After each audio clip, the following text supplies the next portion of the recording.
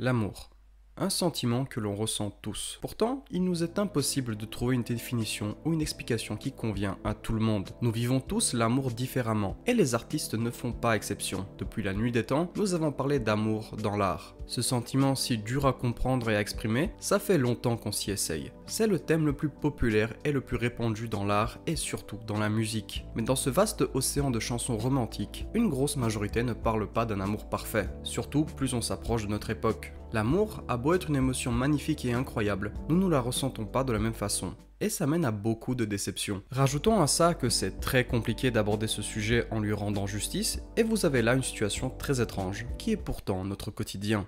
Combien de fois vous avez entendu une musique à la radio et le premier réflexe que vous avez eu, c'est de penser à l'amour. Ce n'est pas une critique. L'amour prend énormément de formes différentes dans la musique. Du chef-d'œuvre poétique Et si tu n'existais pas de Jodassin à Sampha qui nous raconte son plus grand malheur avec des métaphores et images poignantes, en passant par George Michael qui nous décrit toute la beauté de ce sentiment dans Amazing, un morceau tout simplement incroyable, mais également Baby Kim qui compare sa copine à un soda orange et nous décrit tout ce qu'il aime dans sa partenaire. Bref, tous les artistes parlent de ce sentiment, chacun avec leur propre approche et point de vue, exactement comme nous. Et puis, il y a un artiste qui a su le faire d'une façon si unique, qui ne m'a jamais quitté depuis des années. De tous les artistes qui ont parlé de l'amour, c'est aujourd'hui de Joey Badass que je veux vous parler, qui, à l'âge de 17 ans, a sorti le classique 1999, dans lequel se retrouve un certain Penny Royal. Avant que je vous parle un peu plus de Joey, il faut qu'on revienne encore une fois un peu en arrière. Et je vais vous demander d'écouter la loupe qui va suivre et de noter quelque part ce que vous ressentez. Jouez le jeu et faites-le, ça sera assez important.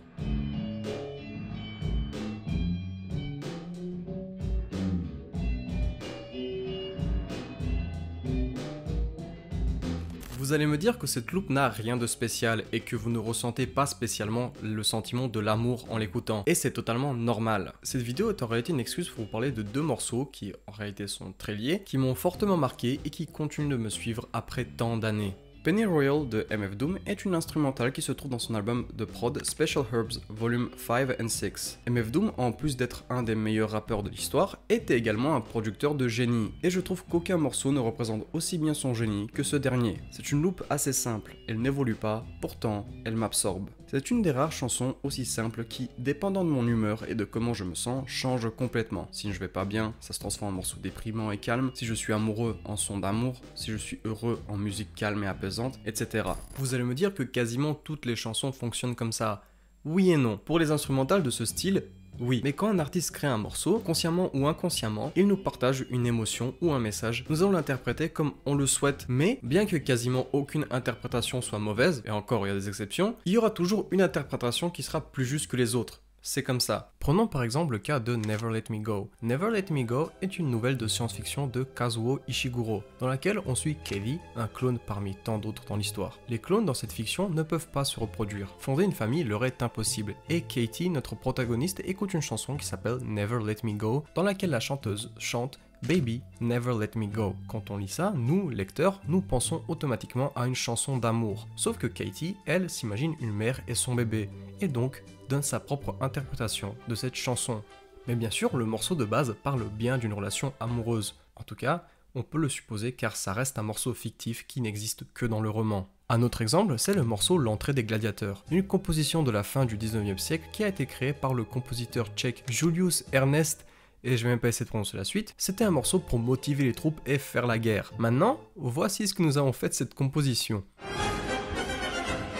Et oui, c'est devenu la musique des clowns. Et je ne suis pas le seul à avoir ressenti cet instrumental de cette façon. Preuve à l'appui, Reason, rappeur de TDE, a invité Denzel Curry, Jack Harlow, Westside Boogie et Joey Badass, on revient toujours à lui, pour rapper sur une prod qui sample Penny Royal, et c'est du kickage pur. Pourtant, la base de la prod reste la même, le morceau Penny Royal de MF Doom. Mais on n'en retire pas la même chose. Exactement comme l'amour. Chacun le ressent à sa propre façon. Mais du coup, Joey, comment l'a-t-il interprété la première fois ? Joey Badass a sorti 1999, une des meilleures mixtapes rap de l'histoire, en 2012, à l'âge de 17 ans. Une preuve que non, l'âge n'excuse pas le manque de sens et de profondeur dans l'art. Je ne vais pas vous faire une analyse de ce projet, ce n'est pas du tout le but de la vidéo, mais si vous aimez le rap et surtout le boom bap, c'est un incontournable que je vous recommande vivement. Le contexte de la sortie est important. Déjà parce que le contexte est toujours important dans absolument tous les domaines, mais aussi parce que comme je viens de le dire, Joey n'avait que 17 ans. Ce manque de maturité va se ressentir dans le morceau et ça dès le début. Mais pourtant, il prend du recul et il est assez mature pour se rendre compte et prendre conscience que ce n'est qu'une énième chanson d'amour qui tourne mal, une énième déception amoureuse. Au début, cette immaturité et violence est dissimulée. Il se censure. Au lieu d'insulter la fille de Ho, il dit Woo, en faisant une référence à Lil B aka The Bass God, qui adorait cet adlib. S'ensuit une métaphore où il compare cette relation à une faute dans le baseball. Le baseball, en général, c'est une façon de parler de sexe très utilisée aux US. Vous savez, première base, ça serait le date, deuxième base, le bisou, etc. Et un home run, bah c'est la totale. Il la compare à une balle perdue. Vous savez, au baseball, les balles qui vont dans les stands et qui sont attrapées par tout le monde. Pourtant, il ne regrette pas avoir frappé cette balle, donc avoir fait l'amour avec cette fille, mais c'est une façon déguisée de dire que c'est une pute en gros, et que maintenant n'importe qui peut l'avoir.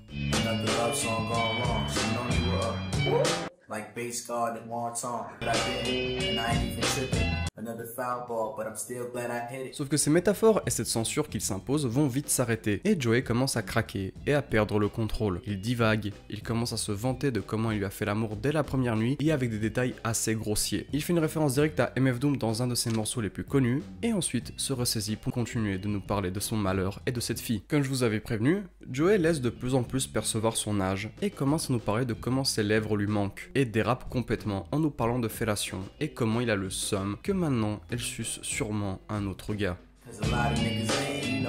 Cut it to the type like, oh, it was like too tight, come on, I would've piped, but our schedules contradicted, what was tied down? They pipe down, the first night your boy laid the pipe down, took off the night down and we got the spanking, she screamed, Joey spank me, and after that she even thanked me, one time for my nigga down, oh no, we be kicking rounds to the end of time, but back to the topic, oh yeah, I'm pissed off, and still tripped off and wondering why shorty dipped off, I ain't gon' front a nigga do miss lip gloss.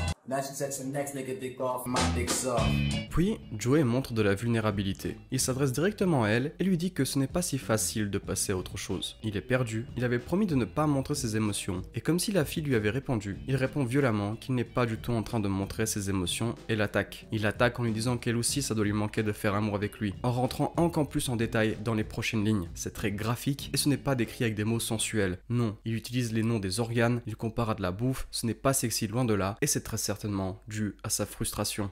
So tell me what the fuck I'm supposed to do. And you know it ain't too easy getting over you. I sent them postcards so you know it's true. I promised that I wouldn't get emotional. And I'm not, so stop it. Why you front like you don't miss my whole cockpit down here with side kids? Screaming daddy, stop it. Ripping out your tracks.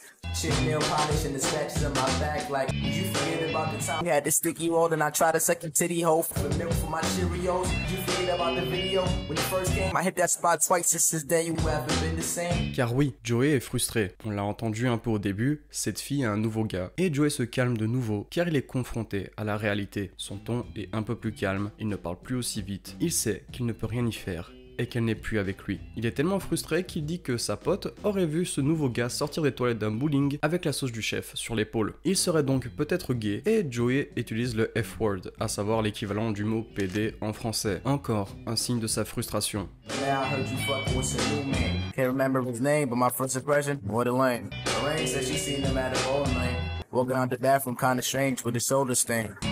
Cela fait 6 mois que la relation s'est terminée. Pourtant, il n'arrive toujours pas à passer à autre chose. Et donc, il travaille sur ce morceau. Morceau que cette fille n'entendra jamais. Et donc, après cette phase, il se permet de montrer beaucoup de sensibilité et vulnérabilité, car il sait qu'il n'entendra jamais ce qu'il va s'apprêter à dire. 6 months and I'm still at it. You'll probably never hear this track, but I still rap.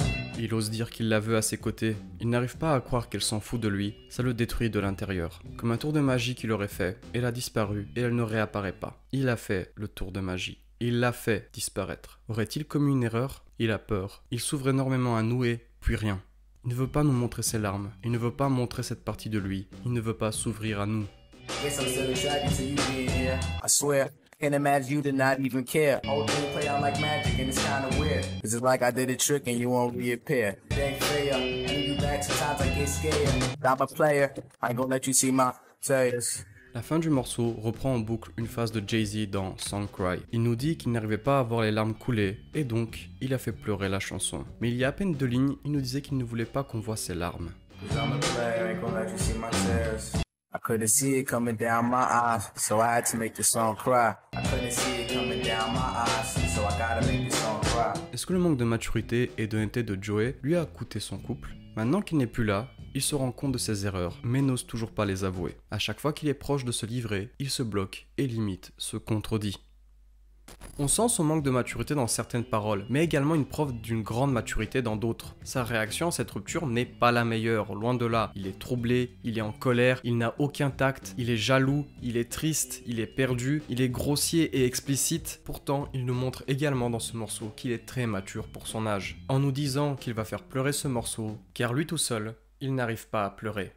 Ayant grandi dans un environnement qui pousse les hommes à enfuir leurs sentiments et ne pas les montrer, être de vrais hommes, virils et forts, Joey se retrouve à ne pas savoir comment réagir. Et la meilleure façon qu'il a trouvée pour extérioriser cette sensation, c'est de s'exprimer sur l'instrumental Penny Royal de MF Doom. Chaque 2-3 mois, je retombe dans ce morceau et je l'écoute en boucle. Que ce soit l'original de Doom ou celle de Joey, je rentre dans un cercle vicieux où ce morceau me captive et ne me lâche plus. Pourtant, il n'a rien de vraiment transcendant à première écoute. Je ne sais plus si j'ai découvert la version de Joey ou l'original en premier, aussi loin que je m'en souvienne, les deux ont toujours été fortement liés et je ne peux pas les séparer. Il y a quelque chose dans cette chanson qui m'a marqué dès ma première écoute. Quelque chose qui, peu importe l'épreuve que je suis en train de faire face, peu importe les difficultés et les succès, les drames et les moments de joie, Penny Royal m'attire et m'accompagne. Mais en toute honnêteté, Penny Royal vient vers moi dans les moments les plus durs la majorité du temps, et j'en suis venu à me poser cette question. Si un jour je ne réécoute plus jamais cette chanson, ce sera pour une bonne ou une mauvaise raison? Maintenant, réécoutez cette loupe. Qu'est-ce que vous ressentez? Réécoutez-la dans plein de situations différentes, et vous verrez que c'est dans ces moments-là que cet instrumental montre son vrai visage. Merci d'être resté jusqu'au bout les gars, j'espère que cette vidéo un peu spéciale, un peu plus personnelle vers la fin, vous aura plu. C'est un nouveau format que j'ai envie d'essayer, c'est de parler plutôt d'un seul morceau en analyse plutôt que tout un album. Les analyses d'albums ne disparaîtront pas, vous inquiétez pas, j'en prépare de nouvelles. Mais voilà, il y a plein d'artistes et plein de morceaux que j'ai envie d'aborder sans nécessairement vouloir parler de tout le projet qui les entoure, même si comme ici 1999 c'est un excellent projet que je vous invite à écouter encore une fois. Du coup si ce format vous plaît, j'ai beaucoup de morceaux que je veux aborder avec vous, donc ce sera avec un plaisir, j'ai énormément pris de plaisir à l'écrire parce que je pouvais beaucoup plus me concentrer sur une seule analyse, aller plus en profondeur dans un seul sujet, et aussi une vidéo un petit peu plus personnelle, j'espère que ça vous aura quand même plu. Dites-moi ce que vous en avez pensé dans les commentaires de ce format, de cette chanson, du thème de l'amour dans l'art, parce que c'est quand même un gros sujet, et si la vidéo vous a plu, n'hésitez pas à liker, commenter comme je viens de le dire, partager, à vous abonner et à activer les notifications si ce n'est pas déjà fait, ça m'aiderait énormément, et merci à ceux qui l'ont déjà fait, et merci d'avance à ceux qui le feront. Suivez-moi sur Instagram, je suis très actif dessus, et je pose des teasings pour les vidéos. Sur ce, je vous dis à la prochaine. Bye!